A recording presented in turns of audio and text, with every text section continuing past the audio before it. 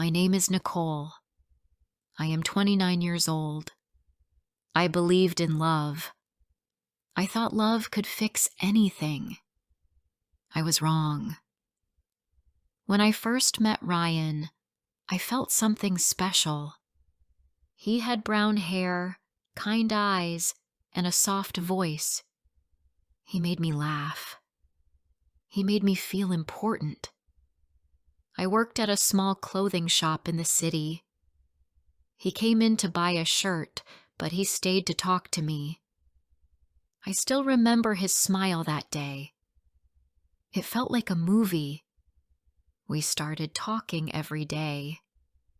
He came to the shop just to see me. After 2 weeks, he asked me to have coffee with him. I said yes. That coffee turned into dinner. Then dinner turned into more. Soon, we were together. I felt happy. I felt safe.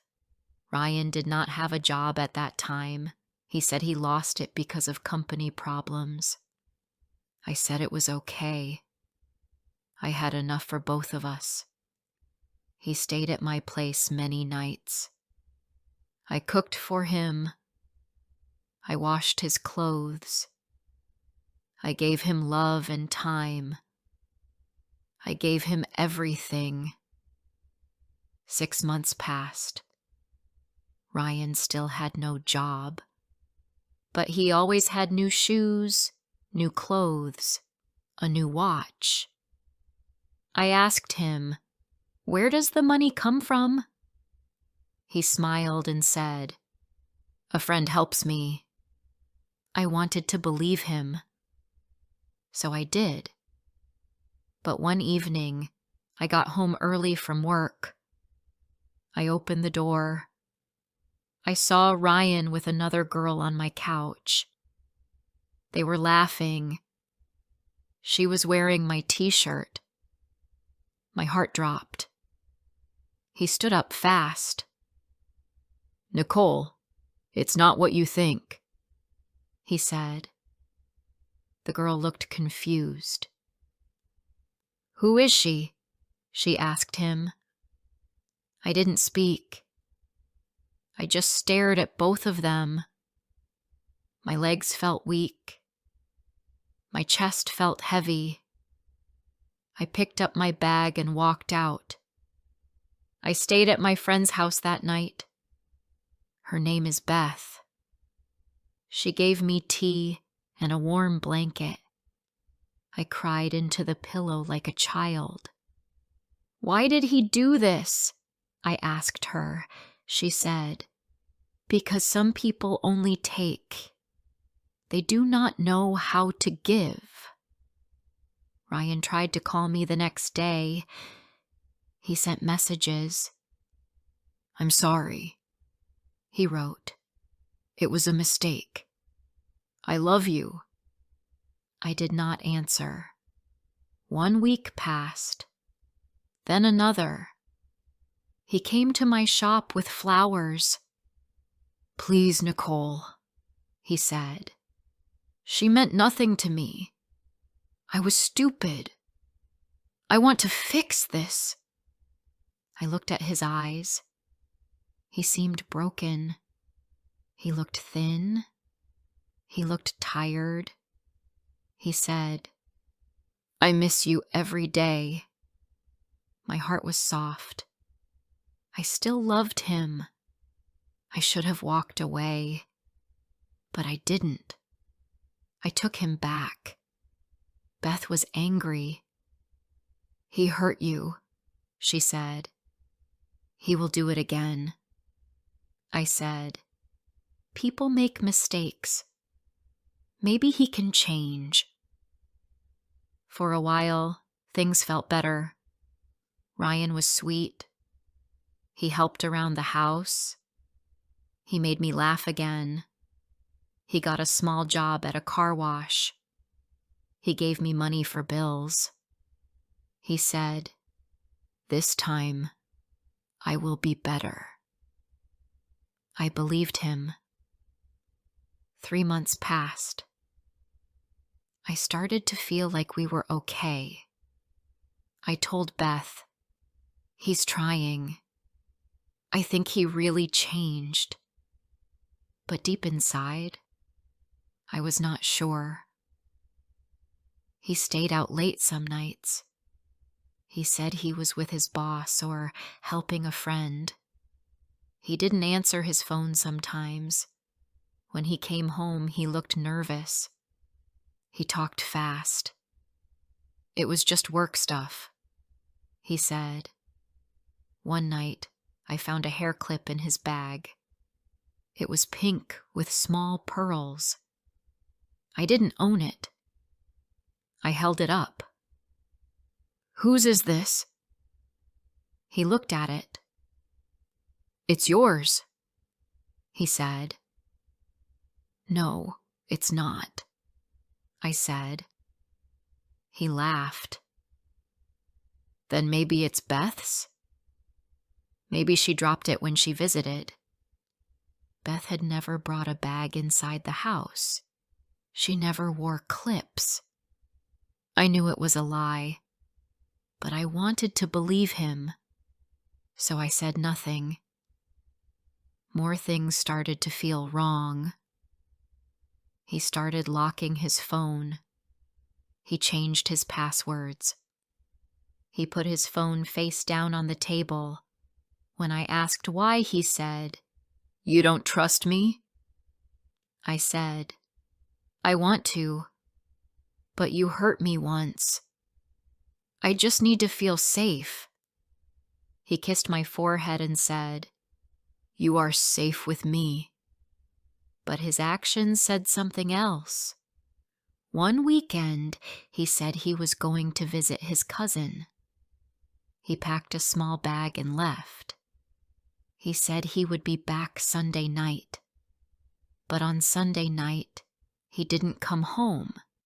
He didn't answer his phone. I called 5 times. No reply. I sent a message. "Are you okay?" No answer. He came back Monday morning. He looked tired. His clothes were messy. I opened the door and asked, "Where were you?" He said, "I told you. I was with my cousin." "Then why didn't you answer?" I asked. "My phone died," he said. I asked, "Where did you sleep?" He said, "At his place, on the couch." I stood there, looking at him. I didn't speak. I was too tired to fight. I just turned and went back to the kitchen. Later that day, Beth called me. "Nicole," she said, "I saw Ryan yesterday." "Where?" I asked. "At the shopping center. He was holding hands with a woman. They were laughing." I didn't know what to say, so I just left. I felt cold. My chest felt tight. I said, "Are you sure?" "Yes," she said. I wish I wasn't. I didn't cry. Not this time. I just sat down and stared at the wall. He did it again. After all the second chances. After all the promises. I waited for him to come home that night. When he walked in, I asked, "Were you with your cousin?" "Yes," he said. I looked at him. "Beth saw you with someone else." His face changed. His eyes moved fast. "She must be wrong," he said. "Don't lie," I said. "I know now." He tried to speak. I raised my hand. "No more. I believed you once. I forgave you once, but I will not do it again." He stood there in silence. I picked up his bag. I put it near the door. "I want you to leave," I said. "Before I share the rest of my story, I need to know, where are you listening from? Knowing someone hears me, understands me, gives me strength." Ryan did not move. He just stood near the door. He looked at me with wide eyes. "You're serious?" he asked. "Yes," I said. "I'm tired. I gave you love. I gave you trust. You broke it again." He took a step forward. "Nicole, please," he said. "It's not what you think." I shook my head. "I don't care anymore," I said. "You lied." "I can't do this." He sat down on the couch. "I have nowhere to go," he said quietly. "That is not my problem now," I said. "I gave you a home. I gave you a second chance. You threw it away." He looked down. He said nothing. I waited. After a few minutes, he stood up and picked up his bag. "I'll come back for the rest of my things," he said. "No," I said. "Take them now." He looked surprised, but he didn't argue. He walked into the bedroom and picked up a few shirts, pants, and his shoes. I stood by the door the whole time. My heart felt heavy, but I didn't want to cry. I had cried too much already. He came back with his bag full. He looked at me one last time. "Goodbye, Nicole," he said. I didn't answer. I opened the door. He walked out. I closed the door slowly. Then I sat on the floor. I felt tired. My hands were shaking. I took a deep breath. I was alone, but I was free. The next day, I woke up early. The house was quiet. No dirty cups in the sink. No shoes by the door. No smell of his cologne in the air. It felt strange. It felt empty. But it also felt clean. I went to work as usual. Beth came by during lunch. We sat in the back room of the shop. I told her everything. "I'm proud of you," she said. "I know it was hard." I looked down. "I still love him," I said, "but I can't keep hurting myself." "That's not weakness," she said. "That's strength." That evening, I sat on the couch alone. I looked at the wall where we once hung a photo of us. I took it down and put it in a drawer. Not the trash. Not yet. But I didn't want to see it anymore. The days passed slowly. Ryan didn't call. He didn't send any messages. I didn't try to reach him. I wanted to move forward. One night, after work, I walked home in the rain. I didn't have an umbrella. My clothes were wet. My shoes were full of water. But I didn't feel cold. I just felt quiet inside. My mind was tired, but my heart was starting to feel calm. I started doing small things for myself. I cooked meals I liked. I watched movies I never had time for. I called old friends. I cleaned the closet and found my old guitar. I had not played in years. I sat down and tried a few songs. My fingers hurt, but I smiled. One Saturday, Beth came over. We had lunch at my place. We made pasta and ate on the balcony. The sun was out. The air was fresh. "You look better," she said. "I feel better," I said. "Not good. Not yet. But better?" We talked for hours. We laughed about silly things from school. We listened to old music. It was the best day I had in weeks. But healing is not a straight road. 2 days later, I saw Ryan near the train station. He was with another woman. Not the same one Beth saw. This one was different. They were walking close together.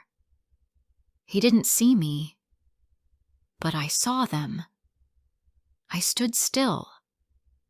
My heart started to race. My stomach felt sick. I wanted to run. I wanted to scream. But I didn't. I just stood there. Then I turned around and walked the other way. That night, I cried again. I thought the pain was gone, but it was still there. Deep inside. I called Beth. She came over with ice cream. We sat on the couch in silence for a while. "I saw him," I said. "I'm sorry," she said. "I thought he would be alone," I said.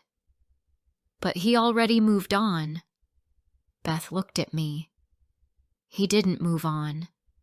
He just found someone new to lie to." I wiped my tears. "Why do people like him do this?" I asked. "Because they want love," she said. "But they don't know how to keep it." I looked at the ceiling. "I don't want to be bitter." "You're not bitter," Beth said. "You're healing." I smiled a little. "Thank you," I said. In the weeks that followed, I started to feel stronger. I went for long walks in the park. I started reading again. I found peace in small things. The smell of coffee, warm socks, clean sheets.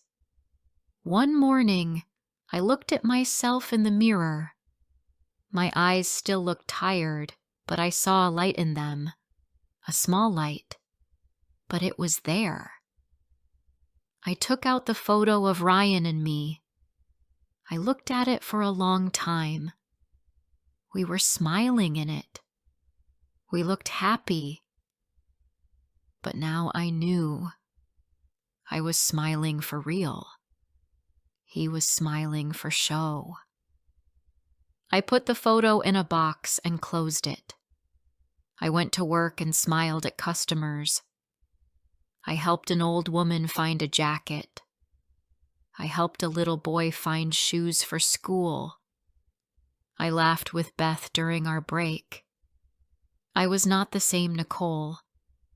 I was still soft, still kind, but I was no longer blind. One afternoon, my phone rang. It was a number I didn't know. I picked it up. "Nicole," a voice said. It was Ryan. I froze. "Why are you calling me?"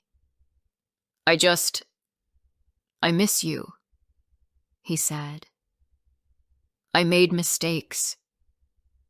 I know that." I said nothing. "I'm sorry," he said. I think about you all the time. I looked out the window. The sky was clear. A soft breeze moved the trees. I don't hate you, Ryan, I said, but I don't want you back. There was silence on the line. I understand, he said. I just needed to say it. Goodbye, Ryan, I said, and I ended the call. That night, I slept well for the first time in months. Weeks passed after that call. Ryan did not call again. I was glad.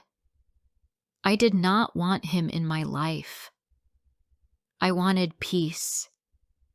I wanted to feel free in my heart and mind. Some days were still hard. I still thought about the past. I still remembered the lies, the promises, the pain. But it hurt less. I cried less. I smiled more. At work, I felt good again. I helped customers with joy. I said hello with a real smile. Beth noticed. You're getting back to yourself, she said. I nodded. Yes, slowly. One evening after work, Beth and I went to a small cafe. We sat outside with tea and cookies. The sun was going down and the sky was orange. It felt peaceful. Beth looked at me and said, "Do you feel okay now?" Truly okay. I thought about it. I think I do, I said. I'm not perfect, but I'm better. She smiled. You're stronger than you think. I smiled back. I know that now. That weekend, I cleaned my apartment again. I opened all the windows. I played music. I danced a little while I worked. I changed the sheets. I put fresh flowers in a jar on the table. It felt like a new space. It felt like mine again. While cleaning, I found an old box under the bed. Inside was a letter Ryan once wrote to me. It was from the time he begged for forgiveness. I read it slowly. It was full of sweet words. He said he loved me. He said he would never hurt me again. I smiled, but not because I missed him. I smiled because I now knew better. I folded the letter and threw it away. One day, a customer came into the shop. His name was Sean. He needed help finding a gift for his sister. He had kind eyes and a gentle smile. I helped him find a blue sweater. He thanked me with a warm voice. He came back a week later, then again the next week. He started saying hello every time he passed the shop. One day, he brought me coffee. You helped me so kindly, he said. This is a small thank you. I took the cup and smiled. Thank you. That's very sweet. He laughed a little. Maybe next time, I can thank you with lunch. I looked at him. He seemed honest. He didn't try to impress. He just looked real. Okay, said. One lunch. Our first lunch was at a small sandwich place. We talked about simple things, music, movies, favorite foods. I felt calm. I didn't feel scared. Over the next few weeks, we met a few more times. Always easy, always kind. Beth asked me, "Do you like him?" I said, "Yes, but I'm taking it slow." She smiled. "That's the best way." Sean and I never rushed. We met for coffee, walks, simple dinners. He never asked too many questions. He just listened. He never touched his phone when we talked. He made me feel seen. That was new. One day, he said something that stayed with me. We were walking by the river. He said, "People who break your heart are not always bad people, but they are not the right people." I looked at him and nodded. "Yes, that's true." He looked at me. "You don't talk much about your past, but I can feel it hurt you." I took a breath. Yes, it did, but I learned a lot. He smiled. "That's what matters." I didn't fall in love with Sean in one day. It was slow, like watching the sun rise. You don't see it move, but slowly the sky becomes bright. One Sunday morning we met for breakfast. He brought me a small flower in a cup. "Just because it's a good day," he said. I laughed. "It is a good day." We sat by the window and watched people walk by. Some were alone. Some were in pairs. Some looked happy. Some looked tired. I turned to Sean. "Do you believe love should always be easy?" I asked. He thought for a moment. "No," he said, "but I believe it should always be kind." That answer stayed in my heart. Some months later, Ryan sent me one last message. It said, "I hope you're happy now." I didn't reply. I didn't feel anger. I didn't feel sad. I felt peace. That chapter was closed. I had learned, I had healed, and I had moved on. I never thought I would trust again. But Sean made me believe in small things, kind words, shared silence, soft laughs. He never promised big things, but he always showed up. And that meant more. One evening, we were walking near the old bookstore in town. It was cold, and he gave me his scarf. I looked at him. "I used to think love was about fire," I said. "Big feelings, big pain." "And now?" he asked. "Now I think love is warm. Like tea, like this scarf." He smiled and said, "Good. Then we're on the same page." We kept walking, step by step, like everything in life.